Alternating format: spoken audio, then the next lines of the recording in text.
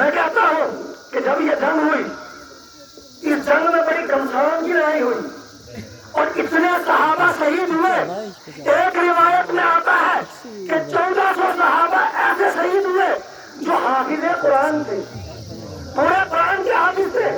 یاد رکھیں نبی اکرم صلی اللہ علیہ وسلم کے زمانے میں پورا قرآن ایک جگہ اکٹھا جمع نہیں تھا. بعض صحابہ کے پاس بعض صورتیں تھی، بعض کے پاس بعض صورتیں تھی. بعض صحابہ نے قرآن کو یاد کیا ہوا تھا، بعض اونٹ کے شانوں پر لکھا ہوا تھا. کہیں پر ایک جگہ پورا قرآن جمع نہیں تھا.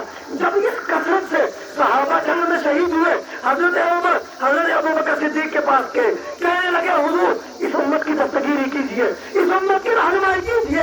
اگر اسی طرح جنگوں میں حفاظ صحابہ شہید ہوتے رہے تو قرآن کا بڑا حصہ ہم سے ضائع ہو جائے گا، قرآن کا بہت بڑا حصہ ہم کھو دیں گے.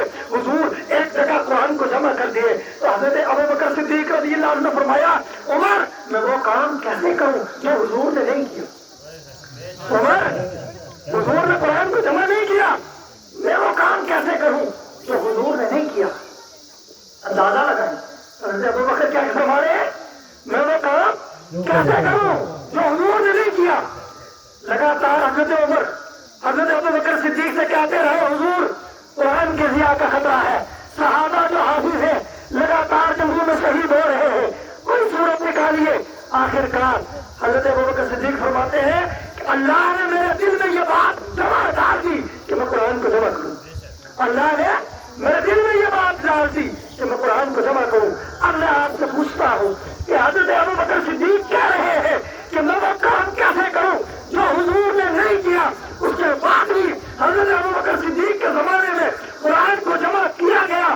آپ نے حکم دیا کہ قرآن کو ایک جگہ اکٹھا کرو اور جمع کرو. میں کہتا ہوں کہ جب حضرت ابوبکر صدیق کو پتا ہے کہ یہ کام نہیں کیا حضور نے، پھر بھی انہوں نے قرآن کو جمع کروایا. ان کے زمانے میں ہزاروں کی تعداد میں صحابہ موجود ہیں، کسی نے انکار نہیں کیا، بلکہ صحابہ خود قرآن کی آیتیں لا کر کے جمع کروا رہے ہیں. تو پتا چلا کہ جو کام حضور کے زمانے میں نہ ہوا ہو لیکن اس کے بعد تقاضا پیش آ گیا ہو تو وہ کام کرنا بدعت نہیں ہے.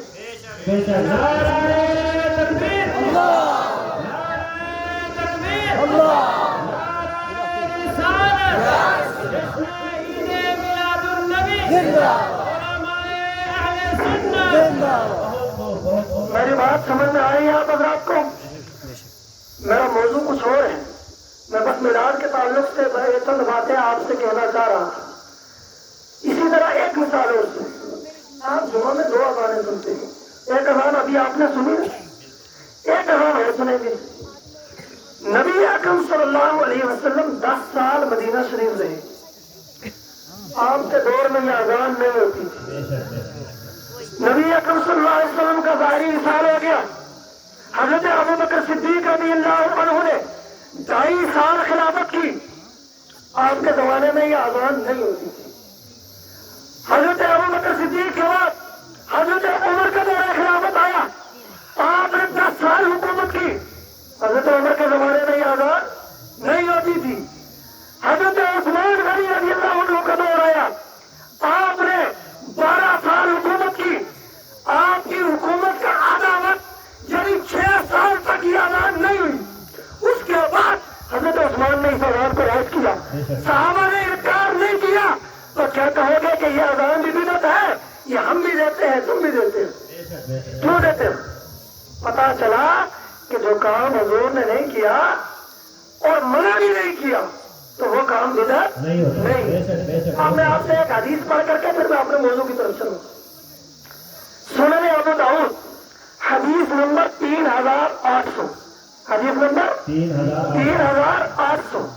راوی کون ہے؟ حضرت عبداللہ ابن عباس فرماتے ہیں کان اہل الجاہلیت یاکلون اشیاء ویترکون اشیاء تکبرا فبعث اللہ نبیہ وانزل کتابہ واحل حلالہ وحرم حرامہ فما احل فهو حلال وما حرم فهو حرام وما سکت عنہ فهو عاصم. کیا فرمایا؟ حضرت عبداللہ ابن عباس راوی فرماتے ہیں کہ زمانے جاہلیت کے جو لوگ تھے یہ اپنی پسند سے چیزیں کھاتے تھے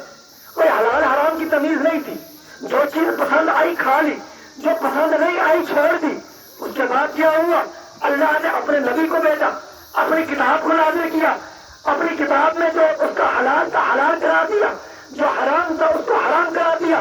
लिहाजा अल्लाह ने कुरान में जिस चीज को हलाल करा दिया वो हलाल है, जिस चीज को हराम करा दिया वो हराम है। और वमा सकत अन्हु फहुव आफ़ुन, जिससे कुरान और हदीस खामोश है वो मुआफ है।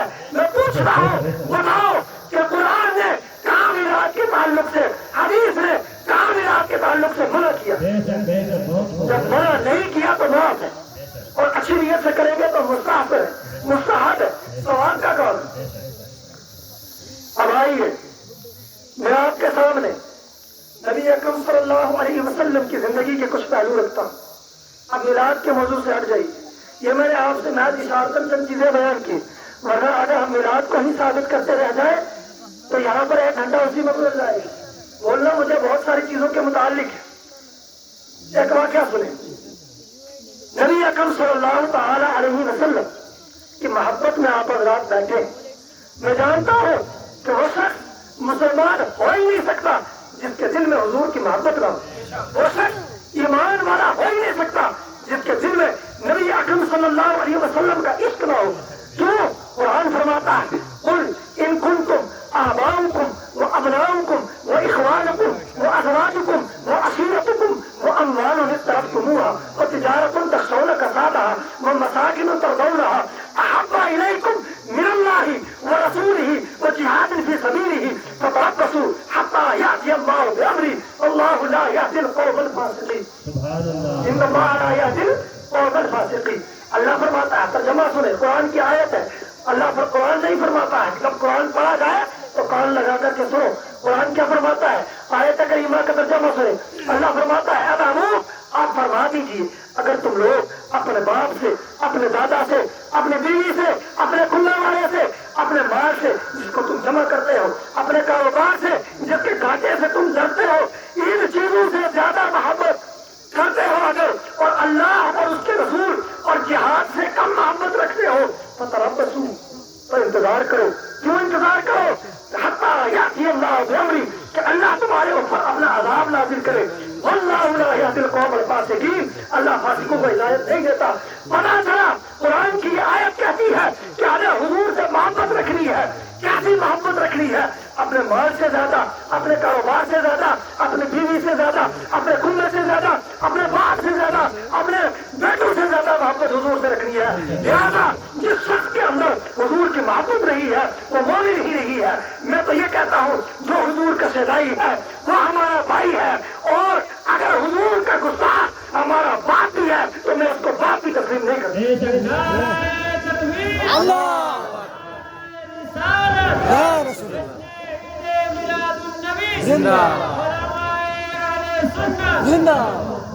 अब सुने हुजूर की मोहब्बत का वाक़या।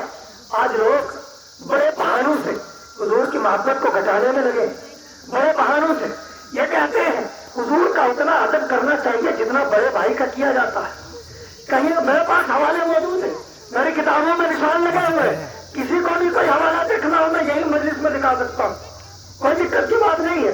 अल्हम्दुलिल्लाह मेरे पास सब कुछ मौजूद है। लोगों ने यहाँ तक लिखा कि कोई नबी, कोई वली, कोई भी हो, अल्लाह की शान के आगे चमार से ज्यादा दलील है। क्या कहा? माज़अल्लाह, नकले कुफ्र नहीं होता है। क्या फरमाया? क्या कोई नबी वली अल्लाह की शान के आगे चमार से ज्यादा दलील है। जब उनसे पूछा गया कि ये बात आपने क्यों कही, कहने लगे हम तो तौहीद बयान कर रहे थे। अरे जब तौहीद ही बयान करनी है तो आपको हुजूर की गुस्ताखी क्यों की, वलियों की गुस्ताखी की क्यों की? क्या उनकी गुस्ताखी के बगैर तौहीद बयान नहीं हो सकती? मैं आपके तारीफ करना चाहूँ और दूसरे आदमी की बुराई कर दूं, मैं कहूँ कि ये आदमी फलां आदमी की शान के आगे चमार से ज्यादा दलील है। अब मुझे बताए कि मैं उस आदमी की तारीफ कर रहा हूँ या इसकी गुस्ताखी कर रहा हूँ? गुस्ताखी है या नहीं? अब बताए। इसी तरह हुजूर के इल्म गैब को तशरीह दी गई किससे? जानवरों और पागलों के इल्म गैब से। क्या कहा? ये लिखा हुआ किताब मौजूद है मेरे पास, लिखा है कि अगर 5 रूह गैबिया मुराद है तो इसमें हुजूर की क्या तफसीर? ऐसा इल्म गैब तो ज़ैद, अम्र, बकर वो बन के जुमला का माना बच्चा और बहाइन का माना चौपाए जानवर। क्या फरमाया कि अगर बादलों में कह दिया आप कहते हैं तो ऐसा इल्म तो सबको इसको हुजूर नहीं कह सकती, माअज़ल्लाह। बल्कि एक किताब में तो यह लिखा कि दिन भर ज़माना नबवी के बाद कोई नबी आ जाए तो भी खातमियत मोहम्मदी में फर्क नहीं पड़ेगा। और क्या लिखा और सुनो, यह लिखा कि अवाम के ख्याल में खातमुन नबीयीन का माना है आखिरी नबी। किसके ख्याल में? अवाम के, यानी उलमा ये नहीं समझते, यानी ये अवाम का ख्याल है, अहले इल्म का ख्याल नहीं है। आप अंदाजा लगाए, ये लोगों ने लिखा, मैं कोई भी बात हवा में नहीं कर रहा हूँ, साफ बात कर रहा हूँ। जिन लोगों ने ये बातें कही है क्या वो मुसलमान हो सकते हैं? अभी इसके अलावा मैं आपको हजारों इससे भी गरीब बकवासात दिखा सकता हूँ, लेकिन मेरा वो तरीका नहीं है कि किसी से गाली गलौज से बात की जाए। मैं दलील से बात करने वाला आदमी हूँ, लिहाजा मैं वही बात करूंगा जिसका मेरे पास प्रूफ है। लिहाजा मैं आपसे कहूंगा, ऐसे लोग जो हुजूर की मोहब्बत को अपने आवाज के जरिए हमारे अंदर से निकालने की कोशिश कर रहे हैं, ऐसे लोगों से बच के रहे। आप हुजूर की मोहब्बत का वाक्य सुने, हुजूर से मोहब्बत करनी है, बस दो चीजें नहीं कहनी है, एक हुजूर को अल्लाह नहीं कहना है, एक अल्लाह का बेटा नहीं कहना है। उसके अलावा आप जो चाहो हुजूर की तारीफ और तौसीफ में जितना मर्जी कलिमात बांट दो, आप दुनिया भर के कलम ले आओ, हुजूर की तारीफ लिखो, आप नहीं लिख सकते। आप सारी जिंदगी बोलते रहो, हुजूर की तारीफ करते रहो, सारी जिंदगी आप मर जाओगे, लेकिन आप हुजूर की तारीफ और तौसीफ बयान नहीं कर सकते। ला युमकिनु सना कमा कान हक़्क़ुहु बाद खुदा। बुजुर्ग तो ही किस्सा मुख्तसर के खुदा के बाद आपसे बुजुर्ग कोई नहीं है। आपके बाद आपकी तारीफ जो है ये मुमकिन ही नहीं है। लिहाजा हम यही कहते हैं कि अल्लाह के बाद आप ही की जात है, आप मखलूक है, लेकिन मखलूक में सबसे आला है। लिहाजा मेरी आपसे गुजारिश है, अगर कोई शख्स आपके ईमान पर हुजूर की मोहब्बत की आड़ में, आमाल की आड़ में डाका डालने की कोशिश करे तो उससे पहले ये पूछे कि आपके उलमा ने आपकी किताबों में ये जो सब इबारतें नकल की है, इनके बारे में आपका क्या कहना है। अगली बात मैं आपसे जिक्र करूँ, हुजूर की मोहब्बत का वाकया बयान कर रहा था, मैंने कुरान की आयत पढ़ी, याद रखें सूरह हुदैबिया का वक्त था। अब थोड़ा सा इसका पस मंजर सुने। नबी अकरम सल्लल्लाहु अलैहि वसल्लम ने मक्का शरीफ छोड़ा, कुफार ने सताया, मदीना हिजरत की। मैं मुख्तसर सा वाकया जिक्र करूँ। मदीना गए हुजूर, याद रखें आपका यहाँ बचपन गुजरा हो, यहाँ आप पैदा हुए हो और यहाँ के लोगों के जुल्म सितम से तंग आकर इस जगह को हमेशा के लिए खैराबाद कह रहे हो, तो क्या आपको अपने वतन की याद नहीं आएगी? बल्कि हुजूर ने कहा था जाते हुए, ऐ मक्का तू मुझे बड़ा अजीज था, लेकिन तेरे यहाँ के बाशिंदे मुझे यहाँ रहने नहीं देते। हुजूर गए मदीना शरीफ, हुजूर को याद आती थी। एक बार हुजूर को ख्याल आया कि वो चंद सहाबा के साथ कहाँ गए, हज करने के लिए गए, सब सहाबा के साथ हज करने मक्का गए हैं। हुजूर ने समझा कि शायद ख्वाब अभी पूरा हो जाए, तो हुजूर सहाबा को लेकर के चल कहा कि चलो खाने काबा का तवाफ करते। अब क्या हुआ सुने, हदीस में आता है कि जब हुजूर गए तो कुफार ने रोक लिया, कहा आप खाने काबा का तवाफ नहीं कर, आप नहीं जा सकते। तो कहा कि कोई, हुजूर ने कहा कि कोई बीच में क्या करे, मसलहत की कोशिश करे। सुने, उन्होंने एक बुजुर्ग शख्स को हुजूर की बारगाह में भेजा, जिसकी बहुत उम्र हो चुकी थी, बड़ा तजर्बेकार था, बड़े बड़े बादशाहों के दरबारों में जा चुका था, उनका एलची रह चुका था। जब वो हुजूर की बारगाह में आया तो उसने सोचा होगा कि मैं भी बहुत बड़ा आदमी हूँ, मैं भी जो है बड़े बड़े बादशाहों के दरबार में गया हूँ, ये ऐसे लोग हैं कि इनके पास तो कुछ नहीं है। आकर के सहाबा के सामने जब हुजूर से बात करने लगा तो उंगली उठा करके बात करने लगा। जब बात करता तो बार बार हुजूर की दाढ़ी मुबारक को हाथ लगाता। हजरत हुजूर नबी अकरम सल्लल्लाहु अलैहि वसल्लम के पीछे हजरत मुगीरा इब्न शुअबा खड़े थे, उनके पास तलवार थी, तलवार का दस्ता उस काफिर के हाथ पर मार के कहा, ए काफिर अपने इस हाथ को पीछे रख ले, तू हुजूर की शान में गुस्ताखी कर रहा है, मैं तेरा हाथ काट करके तेरे हाथ में दे दूंगा। मजाक नहीं है कि हुजूर के सामने कोई उंगली उठा करके बात करे, हुजूर की दाढ़ी को कोई हाथ लगाए। अब क्या हुआ, ये शख्स बात करके वापस गए। जब वापस पहुंचा तो लोगों ने पूछा कि क्या राय देते हो तुम, तो कहने लगा क्या कुफार, मैं बड़े बड़े बादशाहों के दरबार में देखा हूँ, बादशाहों की रौनकें भी देखी है, उनके दरबार के لیکن یقین جانو میرے محمد عربی صلی اللہ علیہ وسلم کے دربار میں جو صحابہ کا حال دیکھا ہے وہ میں نے کہیں نہیں دیکھا ہے. انہوں نے پوچھا تم نے کیا دیکھا؟ کہنے لگا کہ جب وہ وضو کرتے ہیں تو صحابہ اکٹھے ہو جاتے ہیں اور آپ کے وضو کا پانی آپ کے نیچے قطرے نہیں گرنے دیتے ہیں. جب حضور وضو کرتے ہیں تو صحابہ جمع ہو کر کے آپ کے وضو کا پانی نہیں گرنے دیتے ہیں. جب حضور کو لعاب دہن سننے کی پیش آتی ہے، جب حضور تھوک مبارک پھینکنا چاہتے ہیں تو صحابہ اپنا ہاتھ آگے رکھتے ہیں اور اپنے ہاتھ کے اوپر لعاب دہن مل لیتے ہیں اور مل کے پھر اپنے چہرے پر مل لیتے ہیں. اور میں نے دیکھا جب کہ حضور جب بہت رسواتے ہیں تو صحابہ میں ایسا لگتا ہے کہ گویا کہ یہ آپس میں لڑ پڑیں گے اور ان بھائیوں کو حاصل کرنے کے لیے یہ آپس میں جنگ و جدال کرنے لگیں گے.